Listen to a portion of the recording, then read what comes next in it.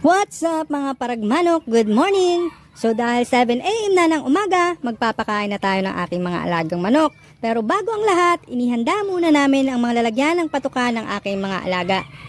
Yung gamit pala nating patuka is Gallimax 2000 para sa ating 2 months old at Gallimax 3000 naman para sa 3 months old pataas.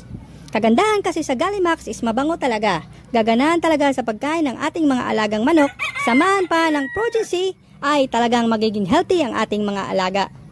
O ayan na, kitang-kita naman talaga na ganadong-ganado sila tumuka sa pagkain nila, mabango na with growing booster pa.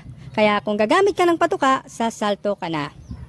Shoutout nga pala sa ating mga kasama, si Koreano, Burundoy at Wako. Sila palagi ang kasama ko dito sa manukan ko. At kahit wala ako dito, sila pa rin yung nagpapatuka sa mga alaga ko. Kaya maraming salamat sa inyo, mga buddy ko.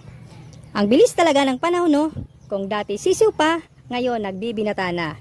At konting panahon na lang, magiging makisig na. Yung dating mga sisiw, magiging tandang na.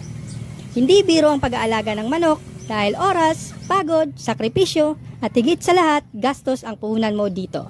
Dapat ang pag-aalaga ng manok, sinasamahan niya ng pagmamahal dahil katulad din niya ng tao, nagugutom, nauuhaw at nagkakasakit din sila. Kaya kung mag-aalaga ka ng manok, dapat mahalin mo din katulad ng pagmamahal mo sa pamilya mo.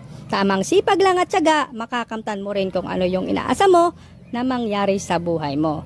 Yun lang, God bless!